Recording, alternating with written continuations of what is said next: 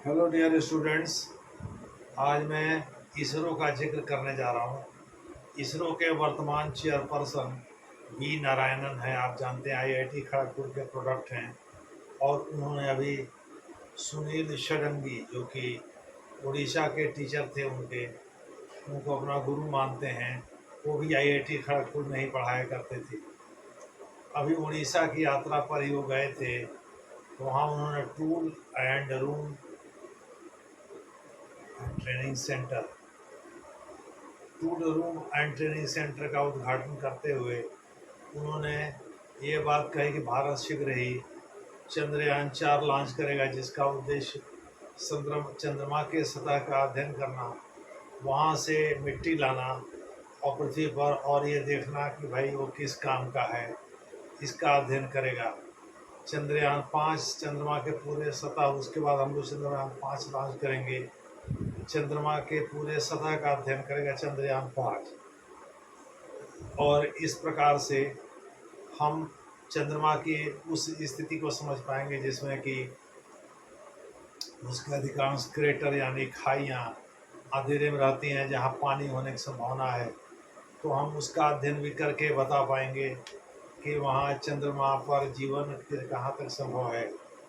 इस प्रकार से चंद्रयान 4 और चंद्रयान 5 की घोषणा करके वी नारायणन साहब, जो कि इसरो के वर्तमान चेयरपर्सन हैं, उन्होंने एक तरह से भारत के उन लोगों के बीच खलबली मचा दी जिन्होंने पाकिस्तान का साथ दी। जैसे पाकिस्तान खुद तुर्की, चीन, ईरान, अजरबैजान इत्यादि ऐसे देश जिन्होंने ऑपरेशन सिंदूर के दौरान खड़ा रह करके पाकिस्तान के साथ उसकी मदद किया और उसको मिलिट्री एसेट्स उपलब्ध कराए या मिलिट्री इक्विपमेंट उपलब्ध कराए। जैसे तुर्की ने अधिकांश ड्रोन उपलब्ध कराए, जिसको कि वो लॉन्च करता रहा भारत के ऊपर। खास करके 7-8 की रात को उसने 300 से 400 ड्रोन लॉन्च किए थे भारत के ऊपर, जिसमें कि एक पूर्व अधिकारी ने, जो कि सेना के अधिकारी लेफ्टिनेंट जनरल के रैंक के, उन्होंने यहाँ तक कहा है कि उसने स्वर्ण मंदिर जो कि अमृतसर में स्थित है उसको भी नहीं बख्शा था। वो तो भाग्य मनाइए या धन्य मनाइए आकाश मिसाइल का, जिसने कि उनको हवा में ही मार गिराया। यानी स्वदेश में विकसित आकाश मिसाइल जो 72 किलोमीटर तक मारक क्षमता रखता है, एक से अधिक टारगेट को एक बार में डिटेक्ट करता है और मार गिराता है, उसे अमृतसर के पास लगाया गया था। और भी उसके साथ बहुत सारे एयर डिफेंस सिस्टम लगाए गए थे। तो मोटे तौर पर आप कह सकते हैं पाकिस्तान का साथ देने वाले जितने भी देश थे, चाहे वो टर्की हो या चीन हो, चीन ने मिसाइल दिया और तमाम तरह की पनडुब्बियाँ दी, तमाम तरह के फाइटर एयरक्राफ्ट दिए पाकिस्तान को। तो चीन हो, टर्की हो, ईरान हो, ईरान के विदेश मंत्री को मेजर गौरव आर्या ने सूअर का बच्चा, सूअर की औलाद तक कर दिया था। आपको समझ में आता ही है इस्लाम धर्म को मानने वाले लोग सूअर से कितने नफरत करते हैं। और इस प्रकार से उन्होंने सूअर की औलाद कह दिया था। ये बहुत सारे मुस्लिम कंट्री को नागवार गुजरा, जो कि उनको नहीं कहना चाहिए था। बहरहाल अब उन्होंने तो कह दिया है। यही तो यूट्यूब या सोशल मीडिया की खासियत है कि एक बार आपके ज़ुबान से जो चीज़ निकल जाती है उसमें सुधार की कोई गुंजाइश नहीं होती। एक बार वो वायरल हो गई तो लोग उसे पकड़ लेते हैं। तो इस प्रकार से मेजर गौरव आर्या ने ईरान के विदेश मंत्री को सूअर की औलाद कहकर संबोधित किया। यही नहीं, उन्होंने इनडायरेक्टली जो है प्रहार चाइना और अजरबैजान पर भी किया। तो उन्होंने बहुत सारी बातें कही। लेकिन आपको हम बता दें, चंद्रयान 4 और चंद्रयान 5 के लॉन्च की घोषणा के साथ आपको हम बताते चलें कि इन देशों में खलबली मच गई, खास करके चाइना है। चूँकि चाइना हर क्षेत्र में भारत से आगे खुद को देखना चाहता है। आपको हम इसका संक्षिप्त इतिहास बता देते हैं इसरो का। एक्चुअली इसरो पहले 1962 में INCOSPAR, Indian National Committee for Space Research के रूप में काम करता था। लेकिन 1969 में विक्रम साराभाई के सुझाव पर ही इसका गठन किया गया, इसरो का, इंडियन स्पेस रिसर्च ऑर्गेनाइजेशन का। और इसमें कोई आश्चर्य नहीं कि आगे चल कर के उनको पद्म भूषण और पद्म विभूषण दोनों तरह के सम्मान से नवाजा गया, और वही इसके पहले चेयरमैन भी बने। उसके बाद इसके तमाम चेयरमैन आप बने। अभी हाल में इसके चेयरमैन UR राव, कस्तूरी रंगन, सोमनाथ और उनके पहले राधा कृष्णन जैसे लोगों ने किया। मोटे तौर पर आप कह सकते हैं कि बहुत ही काबिल लोगों ने इसका नेतृत्व किया। इसरो का जो चेयरपर्सन होता है वही डिपार्टमेंट ऑफ स्पेस, इसका गठन 1972 में श्रीमती इंदिरा गांधी ने किया था, और वही इसरो को उसी का अधीन ला दिया था। तो इसरो का जो चेयरपर्सन होता है वही डिपार्टमेंट ऑफ स्पेस का सेक्रेटरी भी होता है, दूसरे शब्दों में इसका सचिव भी वही होता है। तो इस प्रकार से मैं थोड़ा पानी पीऊँ।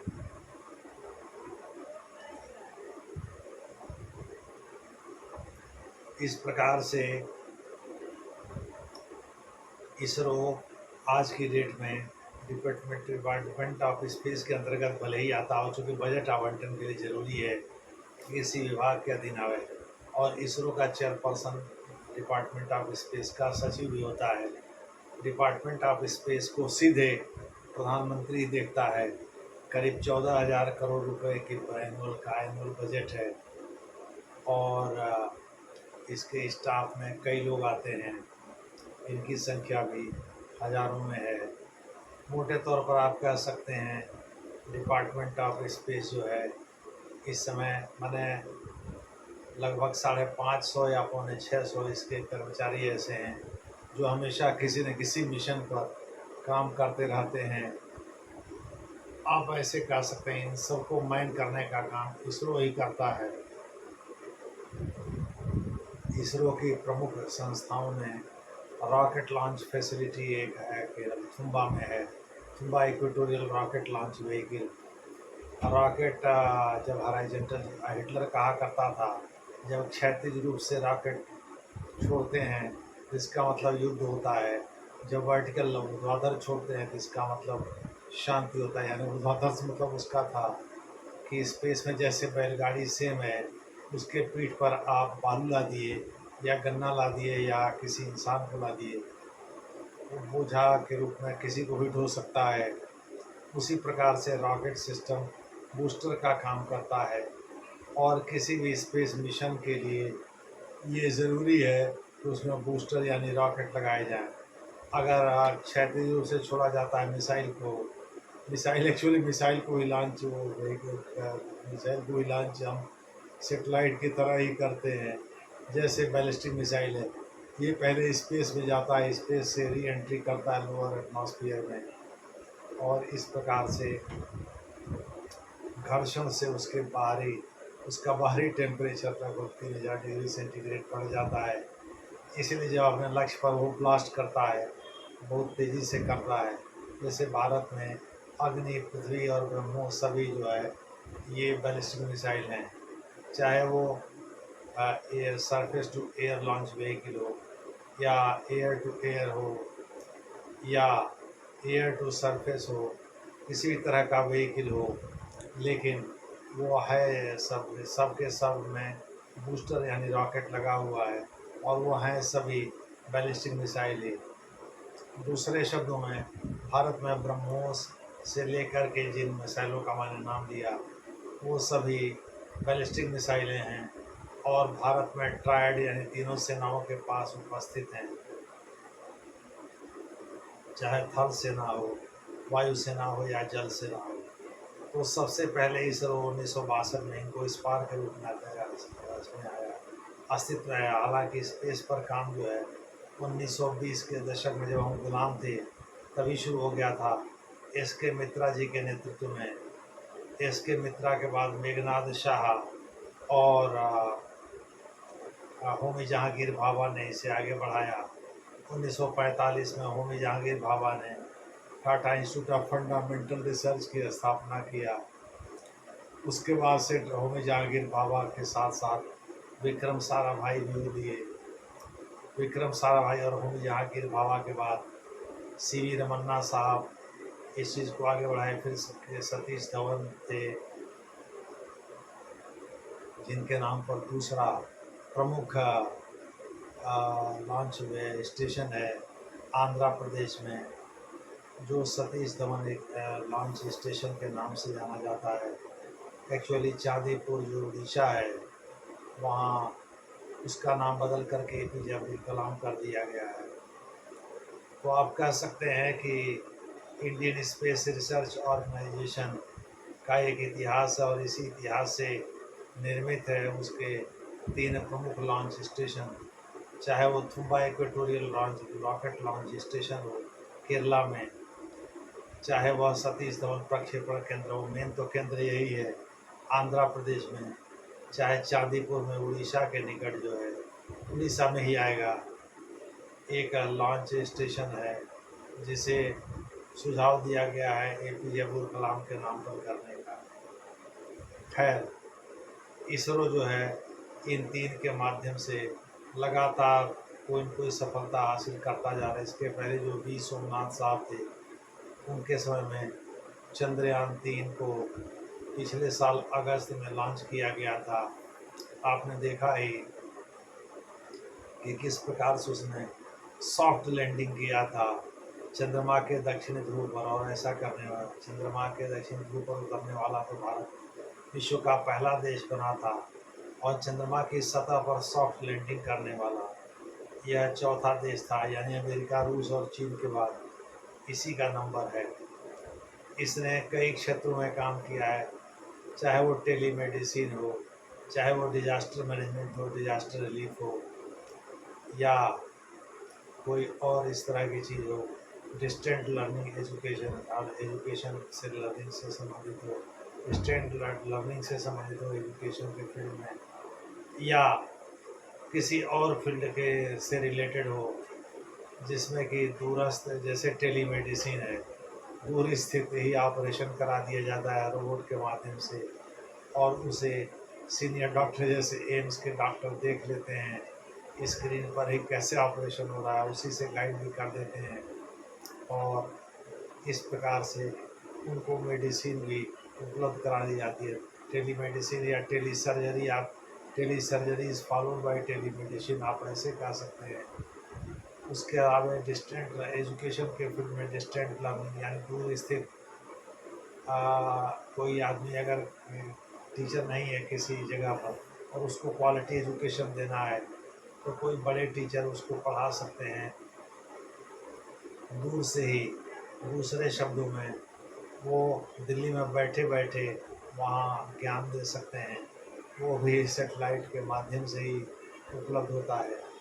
या जितने भी संचार प्रणाली है टेलीकम्युनिकेशन संबंधी, वो सब भी इसी से कंट्रोल होता है।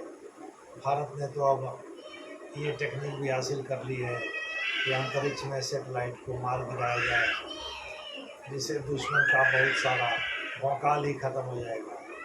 दूसरे शब्दों में, उसके संचार प्रणाली को पूरी तरह से नष्ट कर दिया जाएगा। ये भारत ने टेक्निक डेवलप कर लिया, और मुझे लग रहा अमेरिका, रूस, चीन और इजराइल के पास भी ये टेक्नोलॉजी है, हालांकि घोषित नहीं है। तो भारत चौथा या 5वां देश आप कह सकते हैं बन गया इस मामले में, जिसने कि सेटेलाइट को मार गिराने की क्षमता विकसित कर लिया अपने प्रक्षेपास्त्र के द्वारा। इस प्रकार से इसरो का बहुत महत्व है। इसरो के जैसा मैंने बताया 3 प्रमुख संगठन हैं।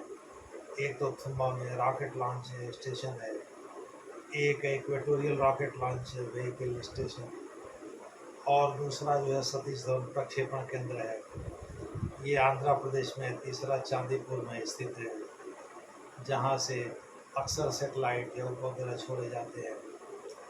आपको मैंने बताया कि बूस्टर रॉकेट ही होते हैं, अब उसमें सॉलिड धक्का देने वाले यानी प्रोपेलेंट सॉलिड फ्यूल का इस्तेमाल होता है, कि लिक्विड फ्यूल हाइड्रोजन और ऑक्सीजन जैसे चीज़ों को ही लिक्विड में कन्वर्ट कर दिया जाता है अत्यंत न्यून तापमान पर। इसी टेक्नोलॉजी पर काम करने वाले इंजन को क्रायोजेनिक इंजन कहा जाता है। CRYO क्रियो का मतलब होता है अत्यंत न्यून तापमान, आर्जेनिक माने पैदा करने वाला। तो -273 जो कि एब्सोल्यूट टेम्परेचर है, उस पर ऑक्सीजन और हाइड्रोजन लिक्विड में तब्दील हो जाते हैं। इसीलिए उनका इस्तेमाल भी इसमें किया जा सकता है, चाहे एक्सटर्नल टैंक के रूप में या इंटरनल टैंक के रूप में। तो चंद्रयान 3 की सफलता, चंद्रयान 2 तो विफल हो गया था। चंद्रयान 1 2008 में शुरू हुआ था। चंद्रयान 2 तो मोदी साहब के समय में 2019 में शुरू हुआ था। उसमें सतीश साहब इसरो के चेयरपर्सन थे, अनुसूचित जाति से आते थे और उनके समय में वो रो पड़े थे। हालांकि इसका रोवर सफल रहा, लेकिन लैंडर और अन्य ये ब्लास्ट कर गए थे, ख़त्म हो गए थे। तो इस प्रकार से रोवर को तो इसने सक्सेसफुली प्रक्षेपित कर दिया था, स्थापित कर दिया था अपने ऑर्बिट में, लेकिन लैंडर और मेन सेटेलाइट ये सब ब्लास्ट हो गए थे, नष्ट हो गए थे। इसके बाद सतीश साहब रो पड़े थे। उसमें नरेंद्र मोदी प्रधानमंत्री खुद इसरो के ऑफिस में मौजूद थे। उन्होंने के सतीश को ढांढस भी बधाया। के सतीश के बाद वी सोमनाथ हुए और उसके बाद अभी नारायणन साहब इसरो के चेयरपर्सन का काम संभाल रहे हैं। ये खड़गपुर के एलुमनाई रहे हैं।